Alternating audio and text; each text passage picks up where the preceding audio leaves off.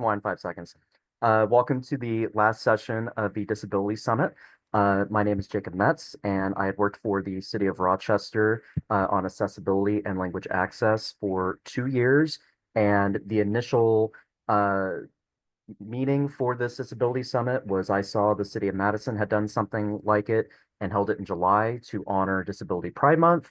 And Disability Pride Month is this month. It is July because that's when the ADA was signed. So this is the last of 3 sessions. The other 2 sessions were also recorded, and those will be, I think, either on the city website or on the ARC website. So if you missed it, don't worry, you can check in back there.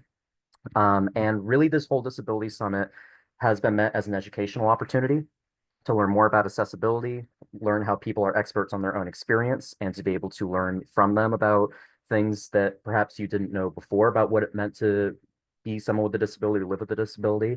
And our hope is it is also an opportunity for community members and community leaders to take stock of Rochester's progress on accessibility and to chart a course going forward. So this was all kind of a pilot to be able to see how did a disability summit work. And now that I think that we in Rochester know what that looks like, the goal is to have this every single year in July. So there's a natural point of saying, how far do we come and where do we go from here? And that really is the point of our session today. So one of the other things I'll say before I go in is I'll drop in the chat here.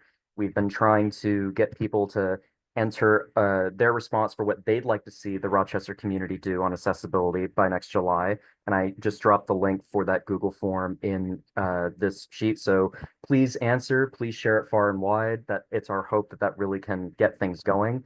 And before I introduce our panelists and get us kicked off on that, just a quick little thing about work that I had done here for Rochester.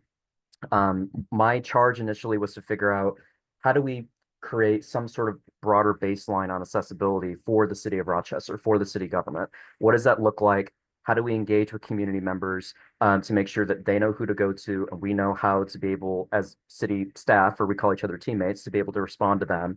And that culminated in a larger accessibility change management plan that I presented on to City Council a couple times during our study session. And it also, I think, critically led to the formation of something called the Cross Disability Focus Group, where the majority of those members of that group were community members with disabilities, or their service providers, or their parents or relatives of folks with disabilities, to really help guide the city on, the formation of that kind of plan across a number of areas: transportation, housing, the built environment and construction, disability awareness, digital accessibility, our parks and recreation, and then also employment opportunities for the city of Rochester. And that group has been extraordinarily influential in not only the organizing of this specific event, but certainly of my time over the last 2 years to be able to get us to where we are now, to where my hope is that the city can consistently be a very present in accessibility conversations in the Rochester community and even lead them when appropriate. But at the very least, to always be there and to be ready. And the goal for that group is it's going to shift in nature in a little bit here. And my boss, Chow Matella, the DEI director, will be taking that over that group and helping to shape what that group looks like. Because our goal is for that group to be a group that city staff can go to when they have questions, or that other community leaders, DMC, elected officials, whoever, can go to whenever they want guidance to be able to work with folks in a more collaborative mindset, to be able to get feedback on accessibility and on the accessibility of certain projects. So that will keep us going on the city side for that momentum, and we're excited about what that can be, because the goal is that that's a two-way street. And so that really led to what we have here today is all those areas I had mentioned that I've worked with the Cross Disability Focus Group on and that have informed the Accessibility Change Management Plan are all areas that in a lot of ways are going to require people who are our panelists today to make sure that it can keep going, to learn from them, to work with them and get their expertise on how to push things forward, so that by July of next year, the community during hopefully a Disability Pride Summit will be able to say, here's what went well and here's where we still have to go from here. So again, there's a natural reflection point for us to be able to see, what was our progress on transportation or on housing, and so on. So with that, I'll have our panelists introduce themselves, and I'll start with Representative Hicks. Hi, everybody. Thanks so much for having me. I'm Representative Kim Hicks. I represent Northwest and Northeast Rochester and Orinoco and Haverhill Township in the Minnesota House. I reside in Rochester by Walmart North, and I have lived here in most of my life. I moved when I was just a little kid and graduated from Rochester Public Schools.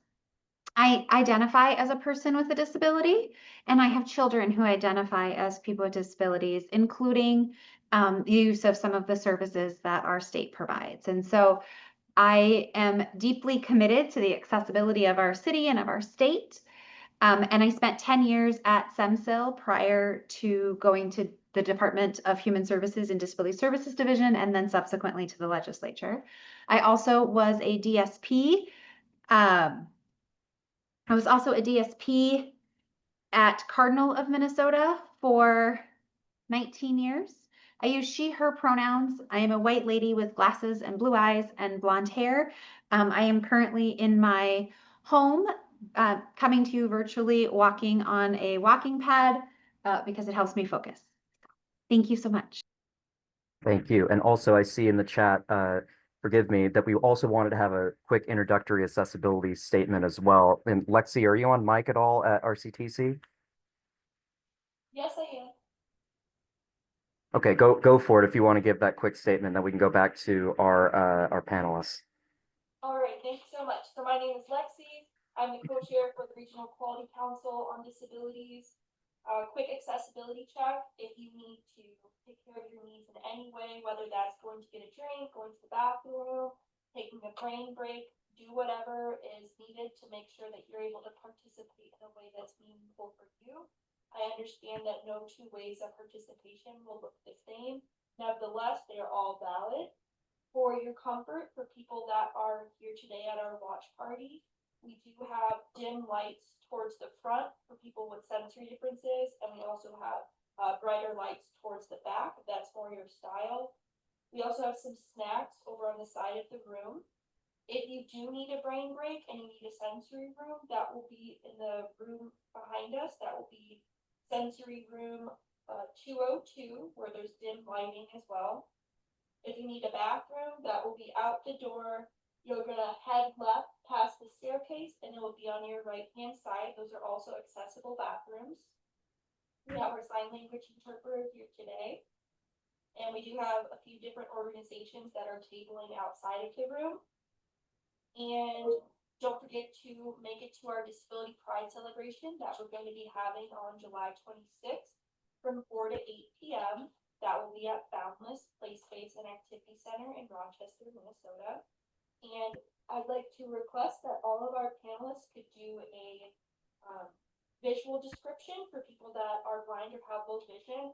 So to show you guys what that looks like, I am a white woman in her 20s. I have short brown hair. I have on a floral top with pink business pants and shiny shoes. And I'm in a black and gray electric wheelchair. And with that being said, I will pass it off to Jacob. For that, Lexi. And in keeping with that, thank you for the accessibility statement. And as a visual description, I am a white man with brown hair, with short brown hair. I'm wearing like a pale pink button down in front of a blurred background here. So I'll continue with the introductions. Jo Marie. Hello, everybody. Thanks for the opportunity to join you. I'm Jo Marie Morris, the Executive Director for the Coalition for Rochester Area Housing. I am an older adult who has been in the community for a long, long time. I grew up on a farm near Oxbow Park, and I would say petite or short, depending on how you want to place that, but about 5 feet tall with auburn hair. And excited to be here with you today. My experience with accessibility comes from many different areas, but One of them is practicing law for 20 years and representing folks with serious injuries and including assisting them with Social Security disability, which can be very, very, very challenging. And also, I have a mom with a genetic neurological disorder that has affected her ability to walk. So she has been in a wheelchair now for years. And so as a caregiver for her. So again, glad to be with you. Thank you, Jo Marie. Devin? Hi, everyone. My name is Devin Liho. I work for the city of Rochester. I oversee the ZIPS paratransit program. I am a male with brown hair, almost 40, not quite 40. I call Owatonna, Minnesota home. My experience in this field, I have been a teacher and I worked for Human Services, working with people with disabilities for most of my career. I started with the city of Rochester back in October.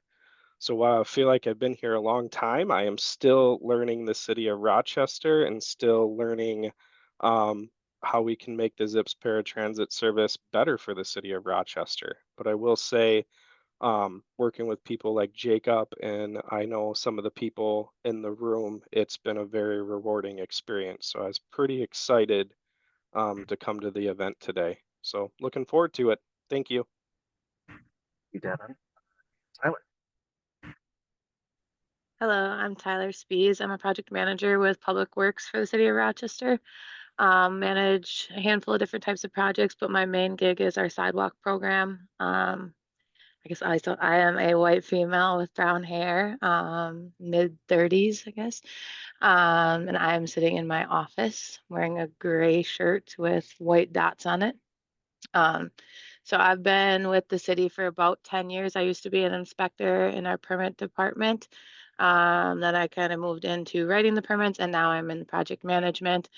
A lot of what my work involves are ped ramp construction, so ADA compliance with that, and I'm excited to be here. So much, Tyler.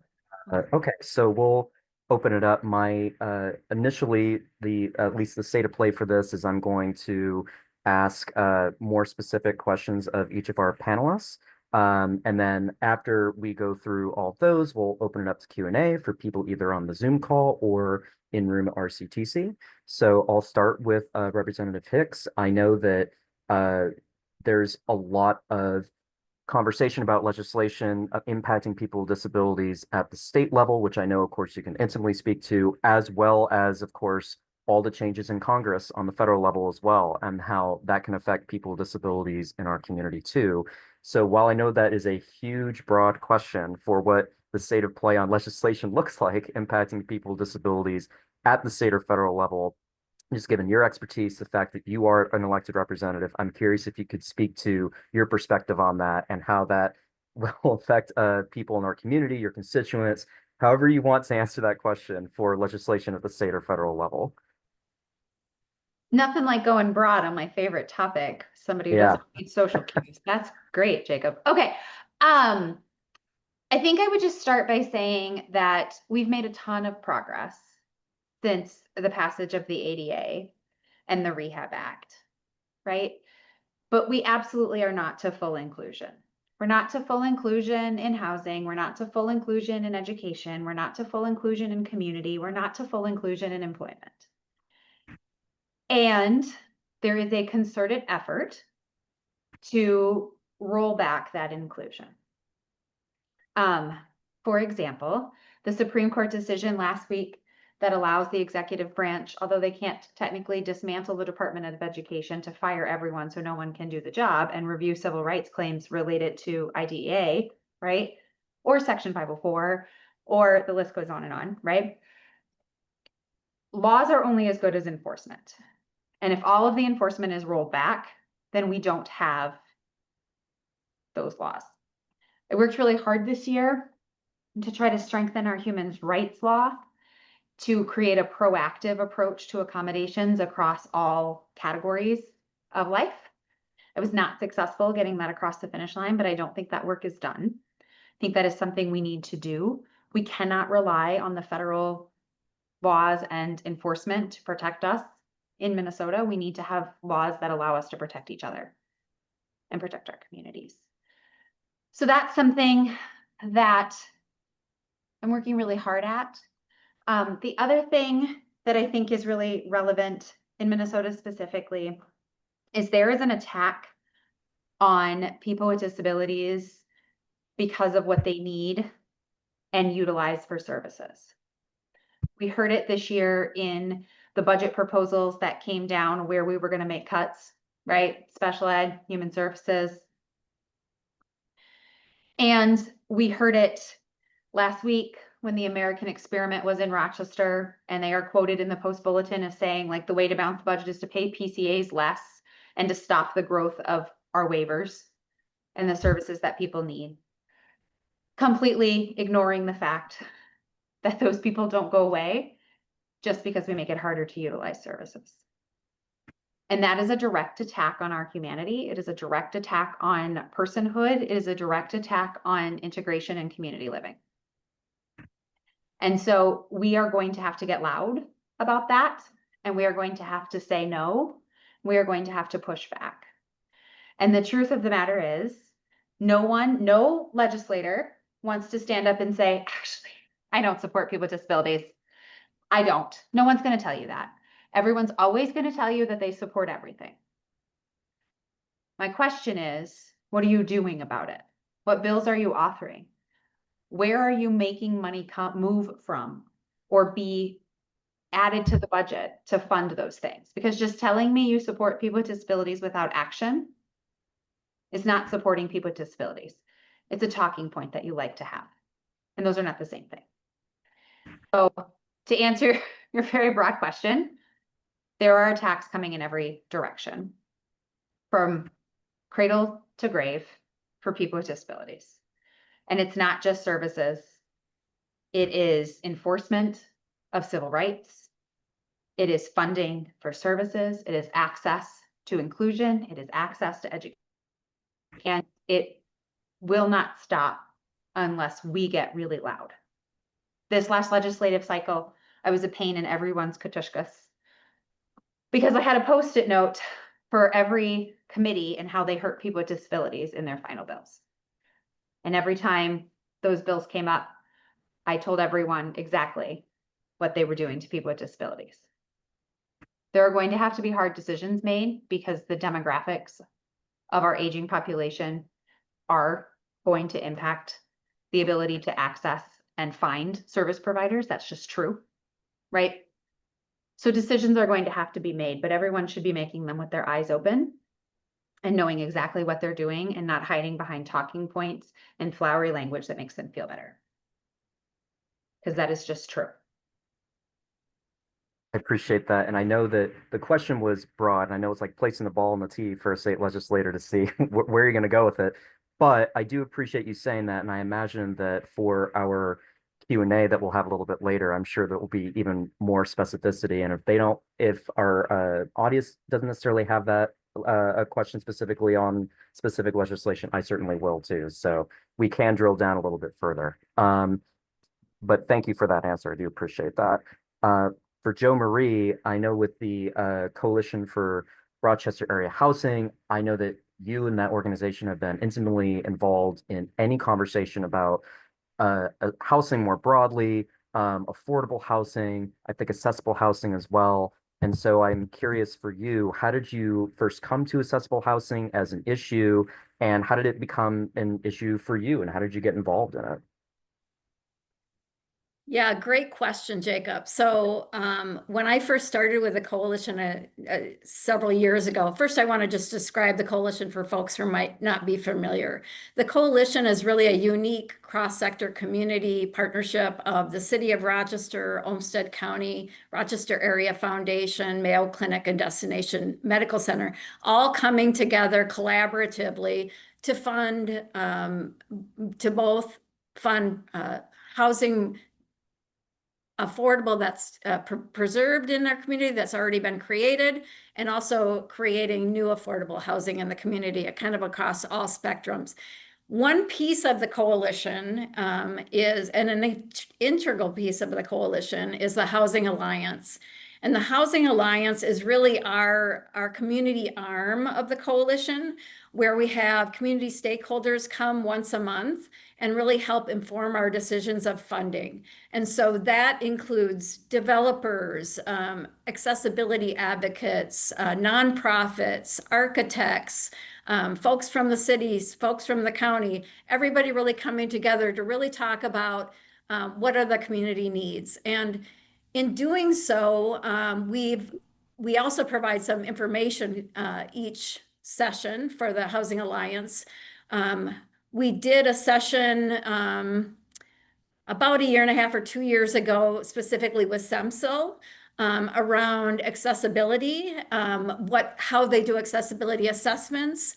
One of the big aha moments for me during that presentation was meeting with Rob Weigel and him explaining to me how just the diversity in needs for disability. So Rob is in a wheelchair, but he's very tall. He's a very tall guy.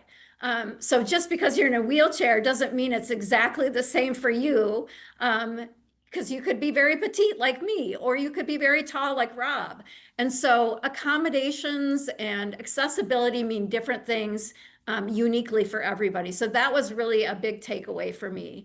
And then the most recent informational session we had at the Housing Alliance was really led by your team at the city, and really the highlight of that for me was the panel with lived experience. And they really gave us a good foundation of, okay, what was the history of accessibility? What are we doing today? Kind of where we are with the laws a little bit. And then just some real world experience about the challenges they faced in finding housing. So to me, that was really, really significant. And what was great about it was that we, again, had all these folks around the table, including developers, including landlords. And we had, you know, this incredible, again, an aha moment between the landlord who was saying, you know, we have these units, including disability units, and they're sitting empty because we don't have anyone renting them. And at times, because of that, we've got just general population renting these units. And then on the other hand, we've got the folks with lived experience saying, we have wait lists for a year, 2 years to get accessible housing. Why is there such a mismatch? So we had this great discussion about the Jacob led around, is there an opportunity for us to look at a possibility of some kind of housing registry where we can match the accessible units with the landlords and the developers with the folks that in the community that actually need them? And there are a couple of examples of this. There's one in Chicago, there's one in California where this has been done successfully, where essentially you can go to a website and you can say, okay, I need an accessible unit. There's a drop-down menu that, you know, provides information like the size of the doorway, all of those kind of things. And you can see if you can find a good match rather than going to apartments.com that doesn't have any of that, where we're usually searching and where the landlords are usually putting their information. So again, that was just really a huge moment for us all around the room to recognize. And then I'm, you know, excited to tell everybody that Linda Dreesen really kind of, and some of the stakeholders at the Housing Alliance meeting then developed a work group to really figure out, okay, who are the stakeholders in the community that need to come together to see, can we develop a registry? What would that look like? You know, how can we make this happen? So that's really in early stages, but that's been really a big part of my learning. And again, continuing to learn about accessibility and housing. I appreciate that. And I also am excited for what an accessible housing registry could be and could look like going forward. And what Jo Marie was referencing a little earlier in terms of the examples that are out there of communities that have done this are like Los Angeles County and the city of Chicago, obviously two far bigger cities than us with far more housing variety and more housing options, but they were able to, you know, figure out through their resources a way to build systems that were like that. And the way that we've been talking about it is if they can do it, then we can probably do it in Rochester as well. And we've been trying to get people either from the Rochester Housing Alliance or that Linda has been leading. Linda's been leading the work group, I should say, with from the ARC, people with lived experience, property managers, landlords, the county, the city, to be able to come together to figure out what would it actually look like to keep this moving forward. And I'm sure that there will be more questions on that as well. But thank you, Jo Marie, for going a little into that too. For Devin with Zips, I know that Zips is always a question for a lot of folks, especially in our community and for people with disabilities, in terms of it's a pretty integral way of just getting around, navigating our city. I know that people have had a lot of questions about certain elements with either timeliness or customer service or other questions that come up. I know that that has come up a lot for years with regards to Zips. And I know that one of the challenges that I've heard community members and self-advocates share, and also on the Rochester Public Transit side, what I've heard from there too, is the difficulty sometimes with driver recruitment and retention being a key piece of some of the challenges more broadly for the system there. So I was wondering if you'd be able to talk about the city's approach to Zips just on your end, if people didn't know, like what's happening on the other end where of the person who picks up that phone when someone answers to schedule a ride, what does that kind of look like? And if you could maybe speak to what driver recruitment and retention has looked like on the city side for Zips drivers. Yeah, I'm very excited to announce that we are almost completely full in our dispatch department, and we are a couple positions away from being completely full in our driver department for Zips. I don't like making excuses. Our on-time performance has not been where it should be, especially through the first 6 months of this year.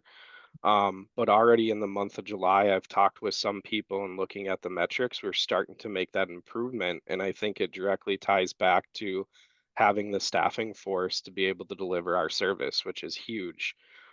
We've started some more in-depth conversations with our operator as well, and how, from a city perspective, can we share job postings on our social media? Can we put things on our website?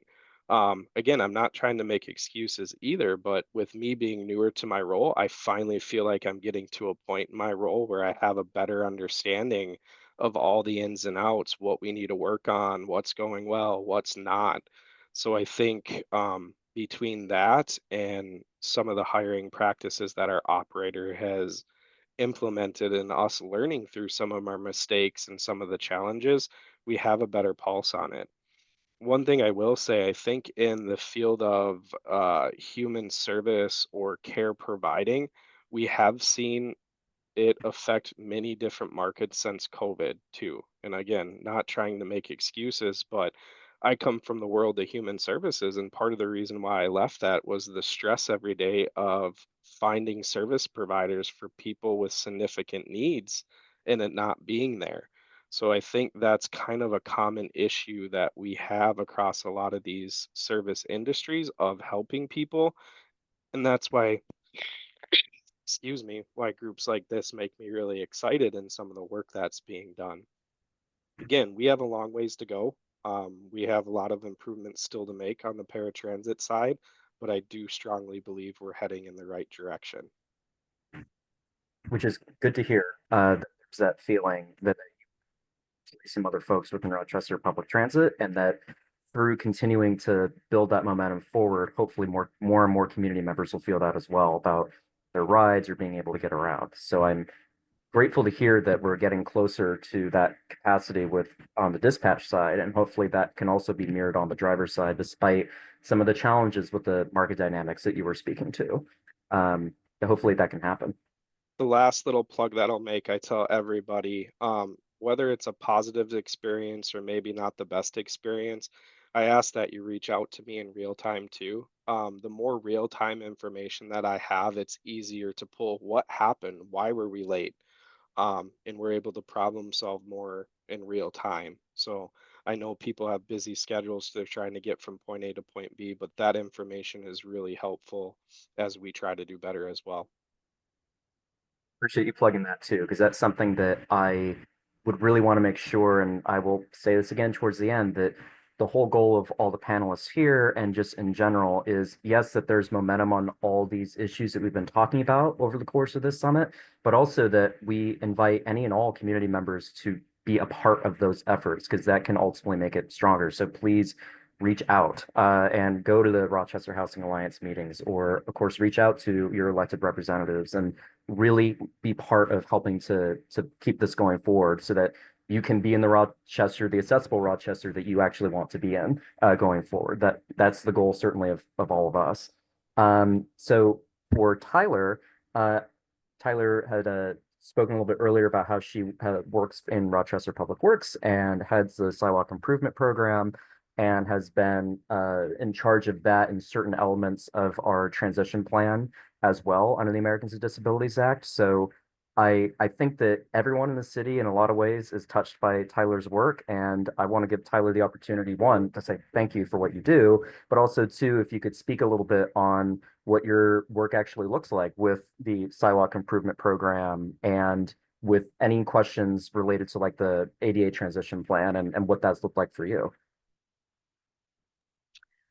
Sure. So I'm going to make an effort to not get into like the nitty-gritty of the SID program that I often find myself doing. But this has been in place since 2022 when the council adopted that program. It's actually just a shift in the way our sidewalk maintenance is funded, not actually like how we maintain sidewalks. So it's really no different than what we did before. We rotated through the city. Our map is a 20-year cycle that we look at every sidewalk at least once every 20 years, assuming we haven't got any complaints on it. The one thing that came with the sidewalk improvement district program is a pretty big increase in tax levy for ADA transition, as well as they built in a set amount that the homeowners now contribute to ADA transition as well, which previously under our old program, we were getting like $50,000 a year for ped ramp upgrades.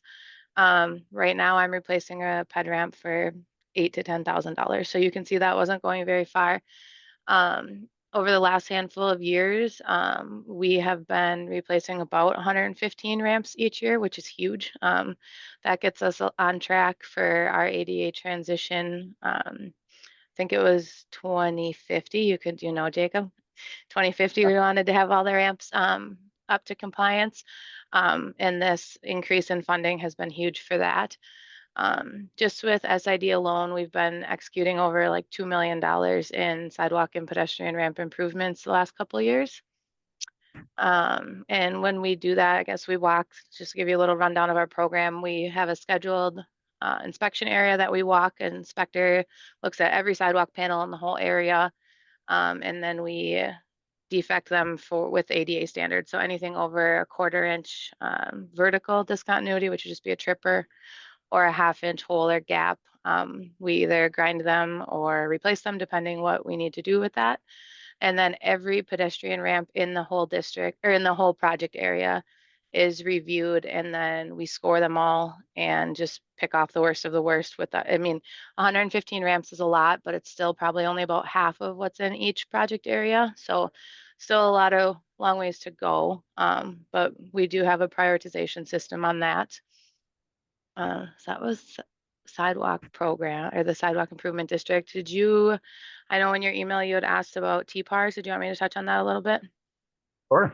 Sure. So with construction, obviously comes a lot of pedestrian challenges, and we prioritize moving pedestrians through our projects. We know it's very disruptive. With our so the council has directed us that any sidewalk closed 7 days or less, we can push pedestrians to the other side of the street. Once you exceed 7 days, you have to have a same side TPAR. So a lot of times that looks like Jersey barriers in the parking lane that people are able to still navigate that side of the street.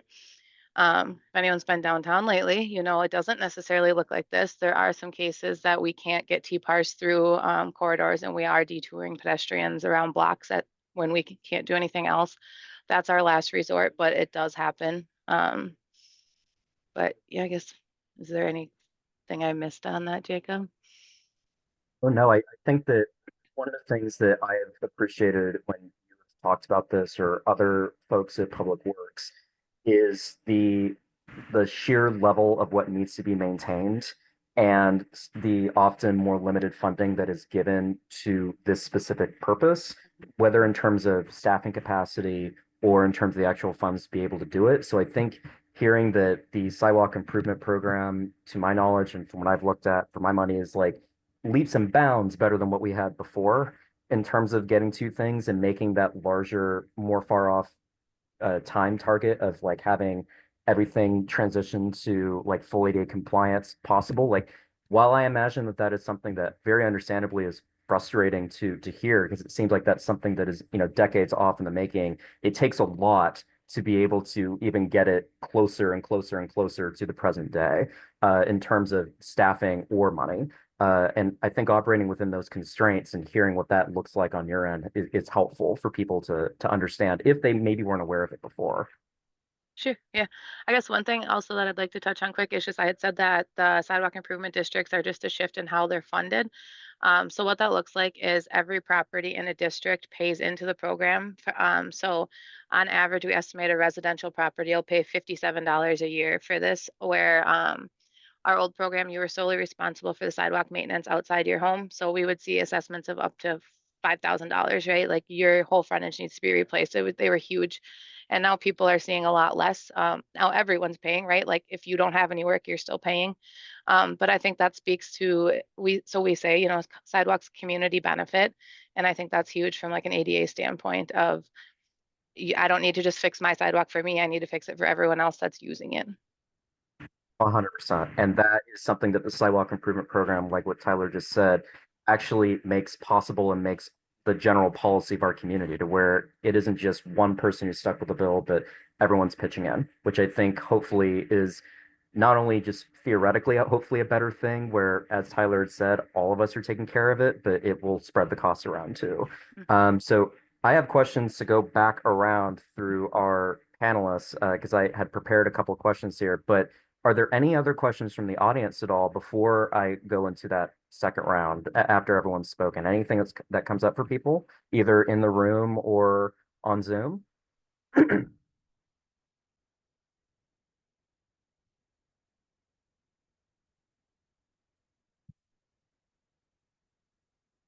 Okay. Well, if there are, please enter it in the chat like Linda had said, or feel free to speak up. Oh, I see something from Bruce actually. Good timing, Bruce. For Tyler, I think he was asking if you or your colleagues are responsible for how sidewalks can be dangerous for people with low vision. And was there anything else that you wanted to add to that, Bruce, to that question before Tyler responds? Yeah, I was just downtown. I usually try to avoid it just because of all the construction, but we had to be downtown. And on First Avenue between Second Street and the Peace Plaza, Second Street South and the Plaza. That on the west side, that sidewalk has a number of holes and lips, and I'm surprised you don't get calls about people having tripped, especially for those that have lower vision. Yep. Yeah. So we actually do receive those calls. Outside of our scheduled inspection, we take complaints every day of areas that people have noticed sidewalk deficiencies, and we go take a look at them. The area you're talking about is the new Heart of the City project. All those the sidewalks, all pavers there. And that is actually an area of concern for us right now that I think I have a meeting in 2 days out there to talk with our admin, our street maintenance, public works and parks, just how to navigate the deficiencies in those pavers and getting those back up to a safe space for people to walk in there. You have any Yeah, other? and Oh, go for it, Bruce. if I can, on the west side there aren't very many pavers in the way. It's just the concrete that is washing away. Sure. Or And you said that was First Avenue between Second Street and the plaza? correct. Okay. Yeah, we can definitely take a look at that area and see what we come up with. Our process for mitigation is that we paint anything with a hazard until the sidewalk improvement district comes around to it. And at that point, that's when we make our repairs. We have very limited funding for emergency repairs, but that would be one that we would consider for that, just being proximity to downtown, the plaza and everything like that. Thank you. Thank you for the question, Bruce. That, I think, models exactly what we hope that this meeting can provide, which is please reach out to people of the city and to other community leaders to keep this going, because that's the exact kind of touch point that we want. So I'll go to Representative Hicks on a question. We were talking about this a little bit before. I know that one of the big questions that has come up specifically with what is now law on the federal level is impacts to Medicaid. And what that might look like for people with disabilities in our community, any potential action at the state level to make sure that funding is still flowing to the same degree. Like, what does that look like from your perspective and from what you've seen as someone who's a member of the state legislature? Yeah, thank you for the question. This is Representative Hicks. So the short answer is we're working on it. A lot of the changes don't go into effect right away.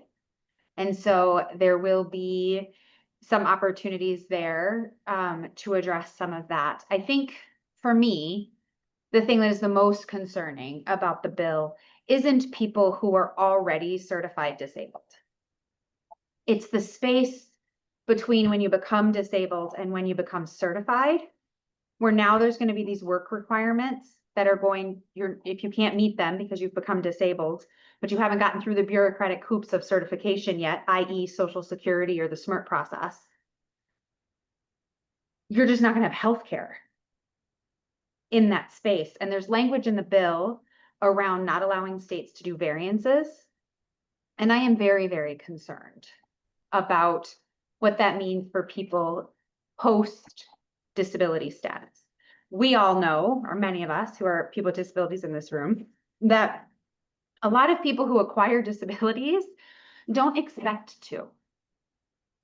And when they acquire that disability, they may not have access to health care, especially if that health care was from an employer that they no longer can work for because of that disability. The space, the gap of FMLA and then COBRA, particularly COBRA, is incredibly cost prohibitive for people if you lose all of your income. And many people who end up on Medicaid in that space are people who've worked their whole lives. They've paid into the system. They followed all the rules, right? They did everything. And then they were hit by a bus, or they suffered a stroke, or they were in a horrific car accident, or they fell off of a roof, right? Or they got cancer, or they got a brain tumor, or they got all early onset Alzheimer's. The list goes on and on. And when that happens, if they were working and had their employer's insurance, the window where they still have coverage is tight. And that window is reliant on them having enough money to float their health insurance until they're certified disabled.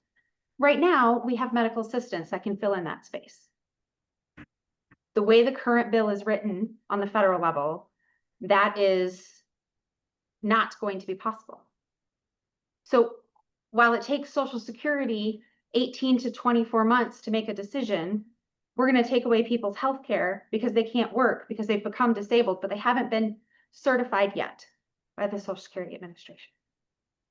In 2023 alone, 30,000 people were so disabled they died while awaiting a decision. Now those people aren't even going to have health care while they die.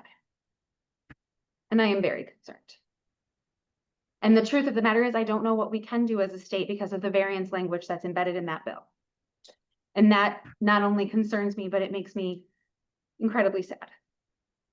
Incredibly sad. Because that means people will die. Because they will not have access to health care and we won't certify them fast enough. And so they will die for no other reason than they have a disability and they are not viewed by the federal government as worthy of care because they can't produce. And it breaks my heart. I appreciate you sharing that. I know that since this has been a discussion at the federal level.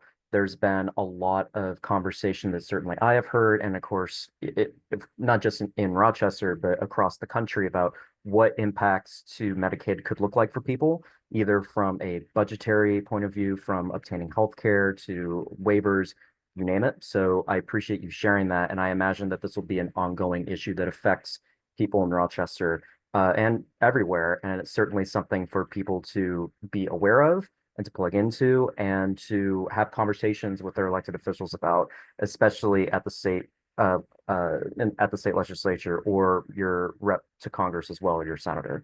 I also see in the chat that we have a question for Jo Marie. What are some things that housing leaders in the greater Rochester area are trying to do or have thought about to incentivize more developers to create accessible housing in light of our designation as the Med City and with our aging population? This seems like it will only become more needed. That question was from Amanda Pelly, which is a wonderful question. And Jo Marie, I'll kick that to you. That is a great question. Thanks for that question, Amanda. So we have really been tackling it as a collaboration, both with policy and incentives. So I think about, for example, the work that the City of Rochester has done around the updated UDC development code that has provided incentives for folks that are developers to have more accessible units. We also do a lot of work with, in order to increase accessibility, we offer additional funding. And a lot of times what we fund is leveraging funding that the state is doing or other organizations are providing. So for example, Minnesota Housing provides a certain amount of funding that a lot of times the Community Land Trust utilizes in order to create affordable home ownership opportunities. So they utilize that funding to move a project forward. And the coalition works with them to provide additional funding to make that happen. But there's a requirement there that those projects have what's called visitability requirements. So that means that there's a zero threshold to get into the home, that there's accessible bathroom on the first floor, that there's larger doors, all of those things. So every time we evaluate a project for the coalition, we're looking at sustainability, affordability, and accessibility. And we're looking to see, is there a way that we can either provide some more subsidized funding to make this happen, to provide that incentive? Or again, is there ways that the city, the county can use policy to really encourage that work as well?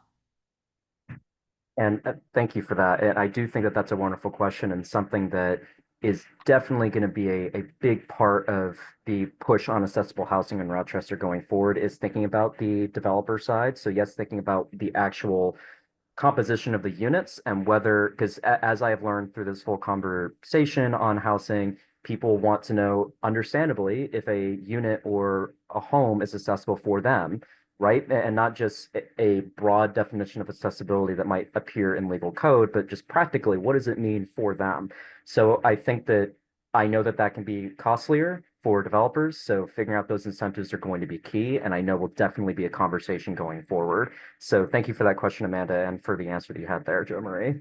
Do you have other things to add? Just a really quick comment on that too, because again, it really goes to the challenge here. So developers want to do the right things too, but the cost of construction has went up 50%, right? So, that's an incredible challenge in order to really figure out how can we do this.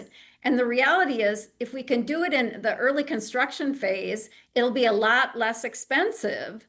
So if we can use universal design, if we can incorporate that in the new projects that are happening, that is absolutely the best way to go. But there is this tension about, we have minimal requirements. We have one of the best codes in the nation for building, but we still have minimal requirements on accessibility. So, how do we incentivize developers to go beyond those minimum requirements? Which will be critical to figure out what does that actually look like to do that.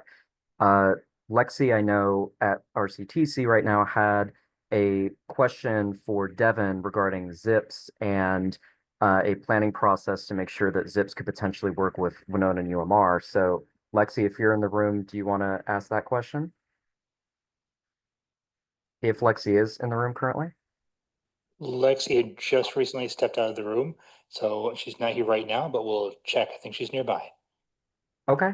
I can move to another question. So I guess keep that one on ice, Devin, for right now. Are there any other questions either from people who are in room or on Zoom for our panelists?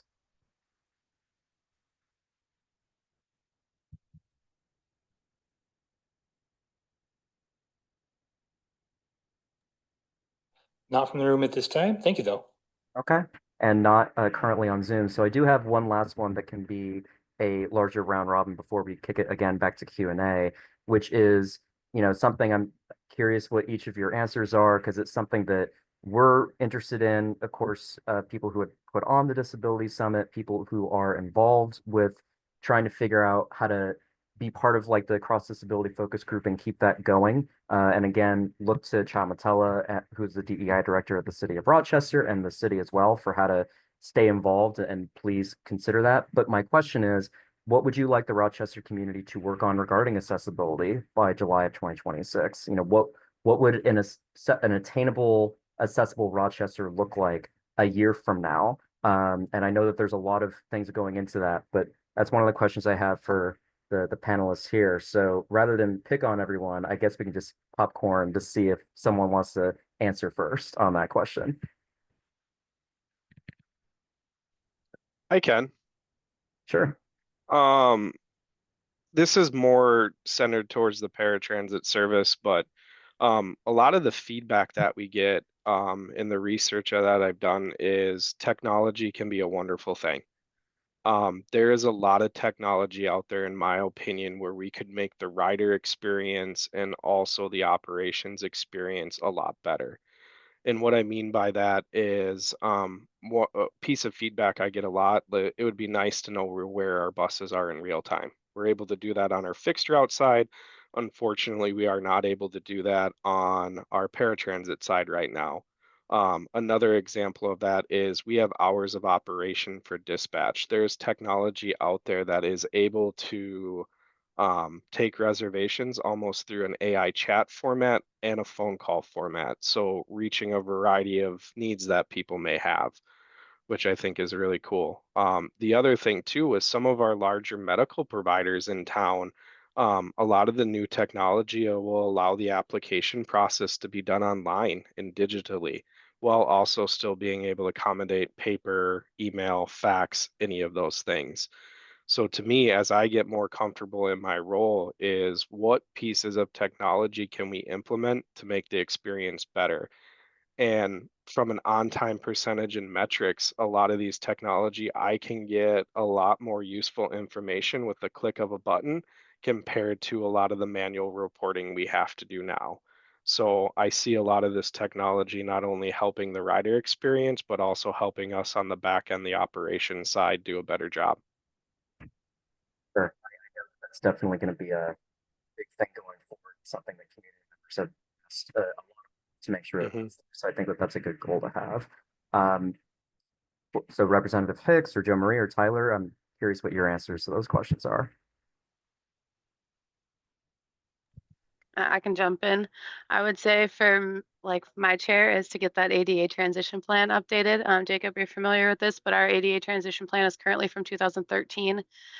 We have a more recent update in the works that kind of acknowledges sidewalk improvement districts, but it generally just referred to like the built environment. And working with Jacob over the last several months, like there's a lot more that can go into that it's a more well-rounded ADA transition plan. And our goal for that is to get some community buy-in on that as well, what's important to people, and just have some engagement on that update rather than us just spit out what we think is best for the ADA transition plan. Also a good goal to have, and something I'm hopeful can happen by next We'll get year. there. So, We'll get there. yes, we will get there. Either Representative Hicks, Joe Marie? I have lots of things that I would like to see us be able to do, but because I think Joe Marie's probably going to talk about housing, I'm going to focus a little bit on access and recreation. I'm really hoping that as we move forward, we can fix the downtown access to our heart of our city.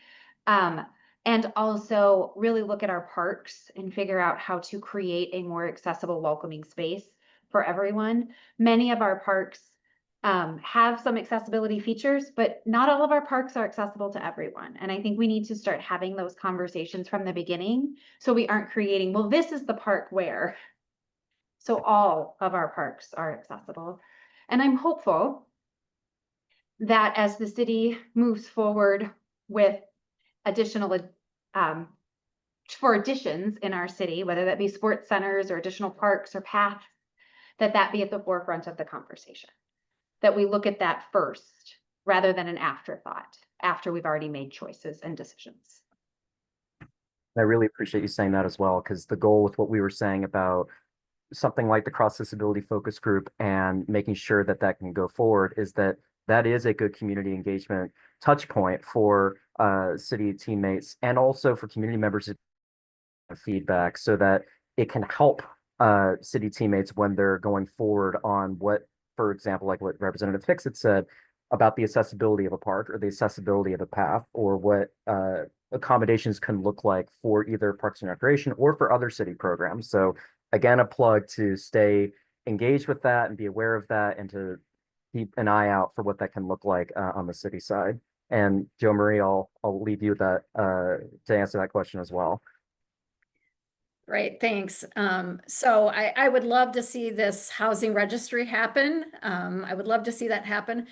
But one thing that I've realized in my role over the last couple of years is what really makes a difference and how things really advance is this really community collaboration and this cross-sector collaboration. So, having a closer communication between folks with disabilities, with our developers, with the people that are doing the work. And so sitting down together and really understanding what the needs are, be it through the Alliance or other community conversations, absolutely critical and moving the needle. So I'm excited about what we've accomplished, but I know we've got a lot more to do. And so would encourage anybody who's interested in joining us at a Housing Alliance meeting can reach out to me. They're the second Wednesday of the month from 10 to 11:30 a.m. up in the community room here at the Rochester Area Foundation. But we also have a virtual opportunity for that as well. So would love to have you join us. Thank you. And all those are excellent goals. And I think that the hope with this summit, the hope with this session was to be able to demonstrate to community members there is momentum, there is a goal that we're all trying to attain, and also an accountability piece so that 1 year from now, we'll be able to say, how far did we get on each of these things? Whether it's the things that our panelists had shared, or whether it's working with the city on certain stuff as well. So I know we only have 2 minutes left. So before we get to other questions, I just wanted to plug that there's going to be an in-person celebration at the Boundless Play Space and Activity Center on Saturday, July 26th. So that's this Saturday from 4 p.m. to 8 p.m. So that is something that I think it's going to be a lot of fun to be able to be in community with other people in person. So just wanted to share that. But one other thing to go back to a question, I know Lexi's back in the room. So Lexi, if you wanted to ask your question for Devin, I'll kick it to you. And I also can refresh you because I know we talked about this question about a couple weeks ago. Yes, so first I wanted to say sorry for the absence. I needed to take a brain break. As I was saying in the beginning, take care of your needs. I remember that includes me too. So I gotta make sure I take care of my sensory needs. So my question for Devin, something that I've been working on with RCTC has been trying to get students with disabilities that use paratransit services such as ZIPS to have discounted or free fares the same way that they do for non-disabled students to be able to ride the fixed route bus system. There has been a development where unfortunately the city of Rochester came to the conclusion that RCTC students no longer will get free bus rides, which is a huge barrier to transportation and making sure that they have those resources they need to successfully integrated into the community. My question specifically for you is there any type of progress being made to make sure that students with disabilities receive some type of discounted rate for ZIPS or other paratransit services? Yeah, thank you for the question. Being truthfully honest with you, there hasn't been discussion around a reduced rate for paratransit. I know that has come up from time to time. I know I can bring that up with my leadership, or if there's specific institutions or agencies that want to explore that. But historically, we have not offered a discounted rate for paratransit. We do offer it for our fixed route services, depending on, we have a reduced rate for students, people with disabilities, things like that. And going back to RCTC and Rochester Public Transit, that was an exchange of services. So we had a park and ride that was there. So in exchange for us being able to have a park and ride there, we made the fare free for students that attended that university. That park and ride was not being used to capacity. So that is actually one of the parking rides that are going away in the city of Rochester. So I'm more than willing to sit down with whoever and explore some of these options, but currently that is not something we have in place. Okay, thank you. And regarding different involvements with ZIPS specifically, I know that we've touched on this in a few other meetings, but if you aren't aware, would you be able to share a little bit about making sure that ZIPS riders have real-time data, as well as if and when those apps come around that are delivering the real-time data, that they are accessible for a variety of different disabilities, including making sure that the apps themselves are screen reader friendly? Yeah, that is so I've over the last couple of months, that is a ton of research that I've been doing. I think it was one of the questions that Jacob, like that is my goal over the next probably year, is as we go into our RFP process, is really defined technology that is going to be better than what we have. A lot of the feedback that I've gotten is that real-time bus information. I know our mobile ticketing app can be difficult for people with low vision or no vision. The other thing that a lot of this technology has is outside of hours of operation, they have an AI chat feature and an AI call feature. So I think by implementing some of these strategies as we continue to move forward, our service is going to be more accessible to a lot more people. And that's something that we're actively looking into right now through grant funding and the RFP process, is what technology can we bring in to make the experience not only better for the users, but also kind of, as I was talking about, the operation side. How can we be better? How can we do things quicker? How can we serve more people in a timely fashion? So one thing I'm learning with government is everything takes time. I wish I could snap my fingers sometimes and make it go quicker. And I'm not laughing at that because it's a joke or a funny matter, but it's just sometimes in the roles we have, you sit there and just hit your head against the wall because you want it to move quicker, and you have all the data, you have all the real life experiences, and you're like, well, why can't we just do it? So that would probably be the only thing that I don't like about my job, is running into that frustration sometimes. It's like, man, we have the answers, we have the tools. Like, what do we got to do to get this in place? Be a frustrating thing for sure. I have a lot of empathy for that. Mhm. It's a couple minutes past 1, so if people need to drop off, that's okay. But there are just a couple of questions that I see in the chat, both of which I think are for Devin for now, so I'll try to group them as one. One question, what was from Bruce, about how much of a notice do you have to give, I think, for a ZIPS ride? Because there are instances he had said when it may be critical for a ride, like having to work later. So I think he was wondering about the time difference there, like the notice. And then Molly also had a question about how can we potentially get hotels to require accessible transportation in their shuttle service? So I'll let you answer. I think the first one you're for sure able to give an answer on. The second one we might have to popcorn it here a little bit. Yeah, the second one, I think I'm not going to have an answer for. I think it's a great question. I think we started to be able to help from the city side on that when we had our pilot program with RPT Go. It only served a part of Rochester, but we did have accessible vehicles. That program unfortunately came to an end due to funding. It was a grant funded project. Going back to the first question is that we ask for people to call a day to 2 days in advance. You can call as early as 7 days in advance. With how busy our schedule is, it is really hard for us to accommodate same day requests. However, something that we are trying to do is as we get more staff, we've really looked at the days of the week and how many average rides we have per day, and we're starting to break down what times a day are the busiest.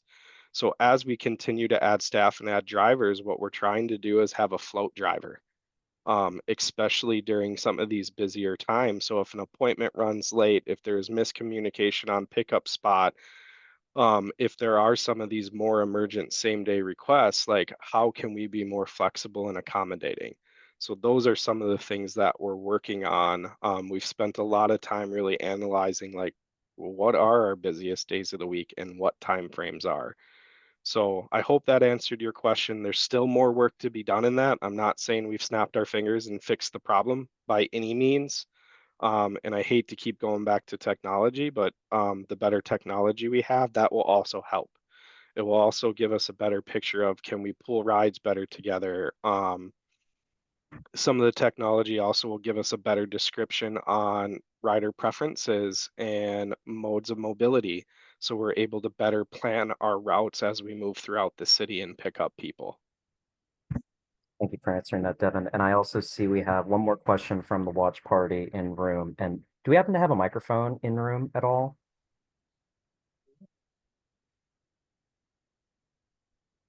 Perfect. All right, thank you. Okay, so I just wanted to, I actually don't have a question, I actually have an answer for one of the questions that I saw in the chat. Kyle, are we able to pull up the chat real quick?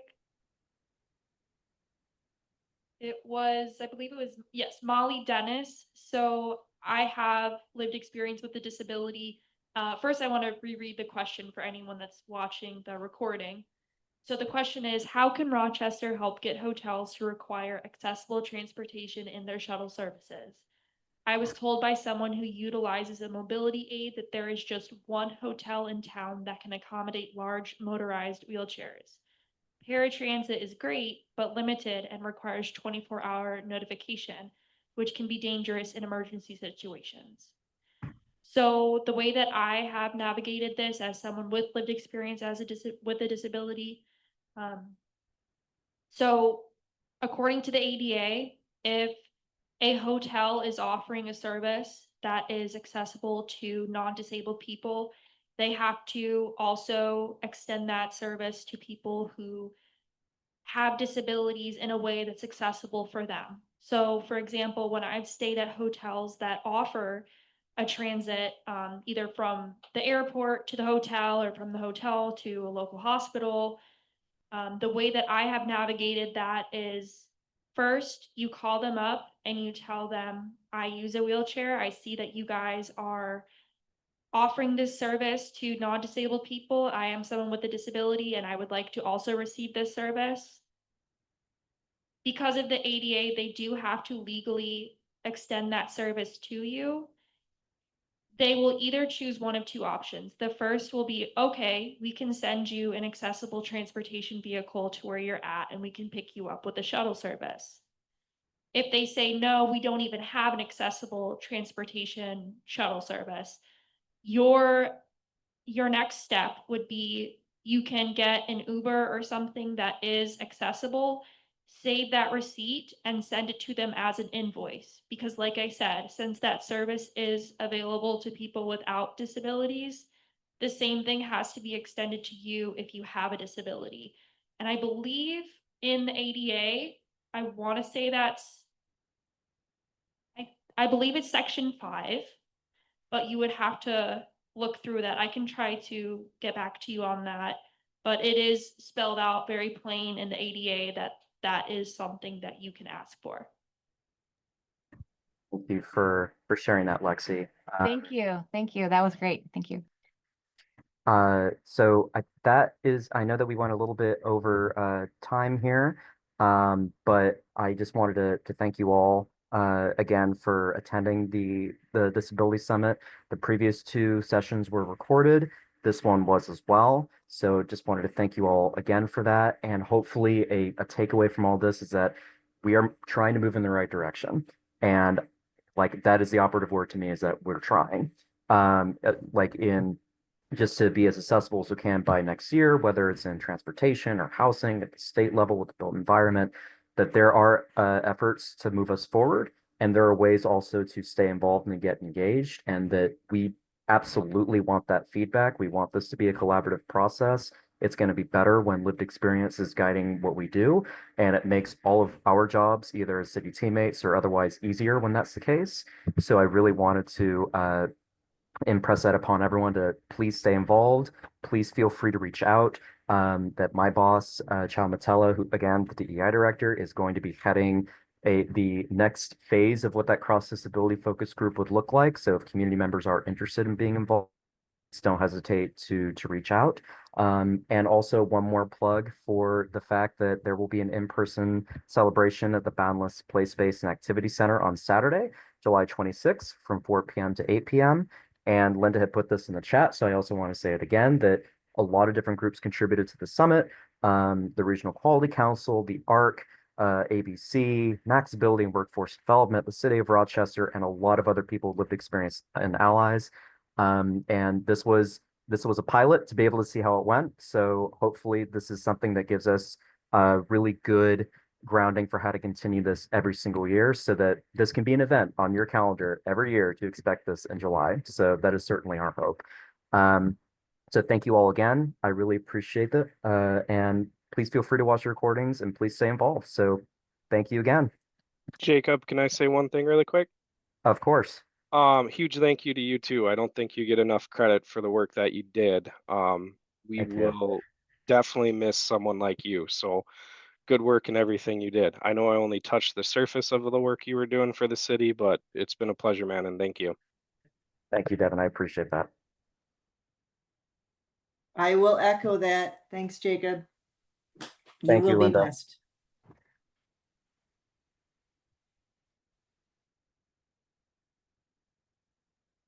So please also try to attend in person if you can for that event this Saturday.